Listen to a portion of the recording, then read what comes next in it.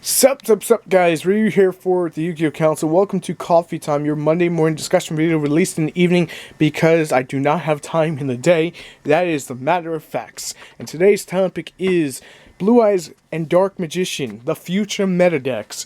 And to call it future is basically to look back at its past, the past of the game, the two most iconic monsters with the probability of being meta.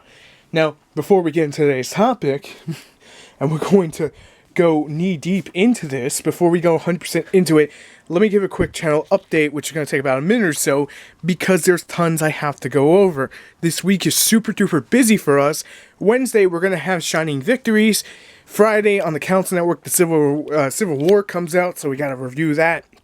And throughout the week, we are finally catching up on things that have been kind of put in the back burner for a while, and I'm messing around with new cameras and getting ready for everything that's coming up for the channel, and I think you guys are going to love it. So just wanted to throw that out there and let's make this happen.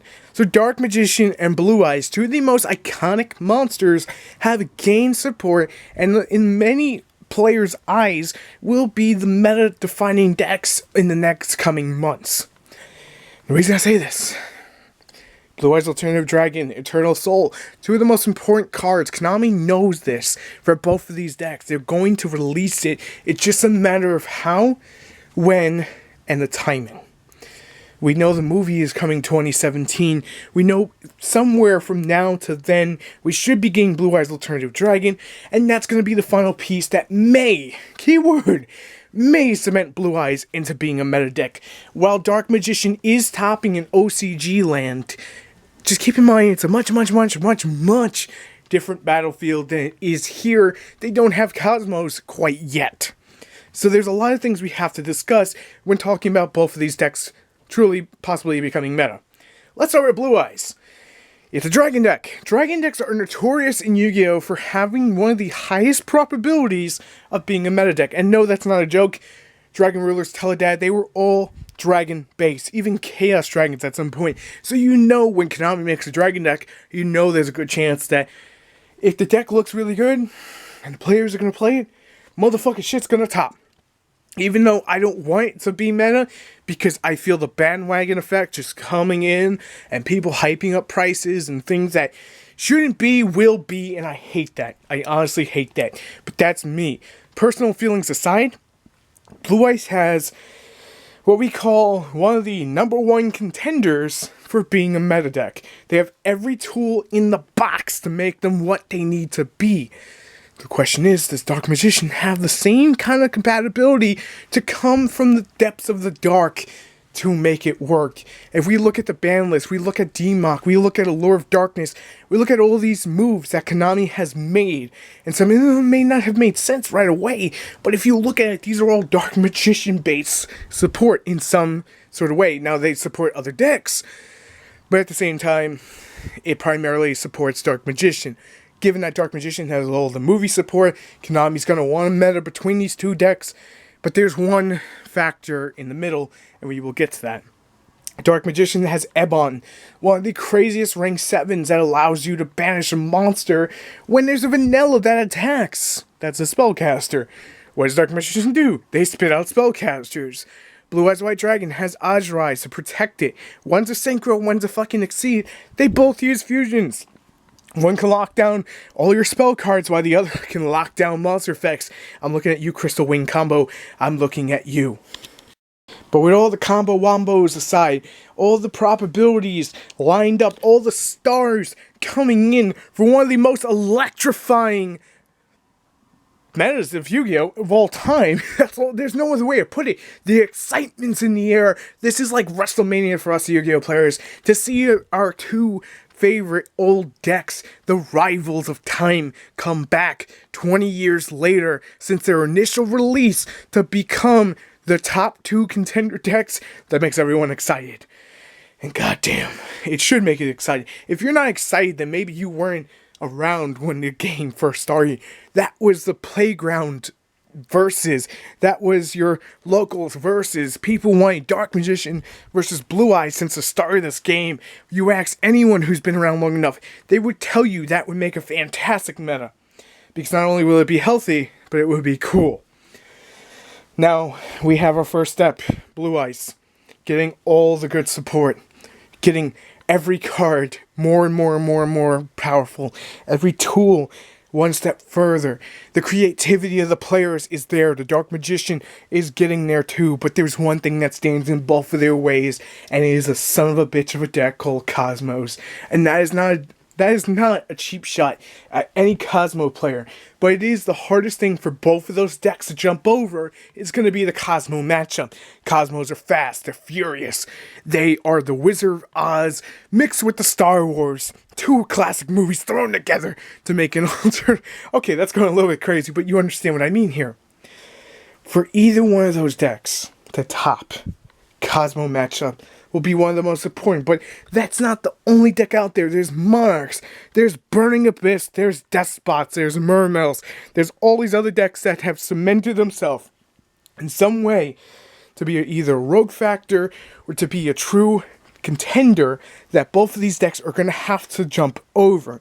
And that's what the problem starts falling into place right now. Right now, Blue Eyes does not have what it takes to be a meta deck. They don't have every key piece it needs. Dark Magician is not even up to snuff. I'm sorry to say that. You can have Double Lure of Darkness. You can have all these level 7s for Sacred Sorrow. But you know what? At the end of the day, it doesn't work out so well. Something doesn't work. Something doesn't click.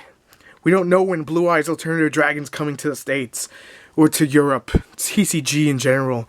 We don't know when Eternal Soul will come to us. We don't know when to expect these unknown factors, and these unknown factors won't be helpful against Cosmos. What are you really going to do with Eternal Soul besides make combo wombo pieces that Cosmos can jump over extremely quickly? What are you going to do in Blue Eyes when they use Winter Cherries against you to snuff out your fusion? And that fusion is the one way to win the Cosmo matchup. It is so crucial to that Cosmo matchup. Now I know what people are going to say. There's the possibility of a ban list coming. There's a possibility of Konami stepping in and saying, you know what, we're going to make both of these decks work. But Dark Magician's going to need a lot of TCG love, a lot of TCG exclusive love, while Cosmo's going to need a lot of limits. And Monarchs are going to need limits. These are contenders, and it's still PK Fire. There's still Mermails. There's still massive amounts of decks, and both of those decks I just mentioned being possible meta decks would still have to deal with what people are going to use to side against them. Shadow Imprisoning, Light Imprisoning, two of the most common freaking, outs to cards like this. They're going to have to deal with it. They're going to have to find some way to deal with those matchups. And while as Yu-Gi-Oh players, we get super duper excited over the prospect of having a Dark Magician versus Blue Eyes, the sad truth is, it just won't happen because they're going to be outclassed just a little bit. Dark Magician is like Buster Blader level. Hell, I know someone who said, I will not say who has said that Red Eyes was a better deck because the combo wombos are easier to do. The problem that Dark Magician suffers from is something that Blue Eyes has, which is the way to tutor Dark Magician with more ease. A way to send it to the graveyard so Eternal Soul can activate faster.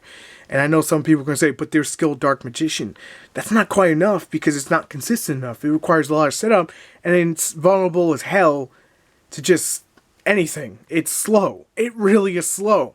While something like Maiden leads into a good chunk of combos. We don't have that for Dark Magician. Well, Blue Eyes has the big 3,000 Die to Solemn Strike syndrome. And that is a thing. And you could say, but Twin Twister and Royal Decree and Gospel Revival, yeah, that's all cool and everything, but like I said, it's easy to side against. It's easy to stop the deck. And everyone's going to be ready for it because it's going to be popular. Now, I'm not saying that this is a bad thing.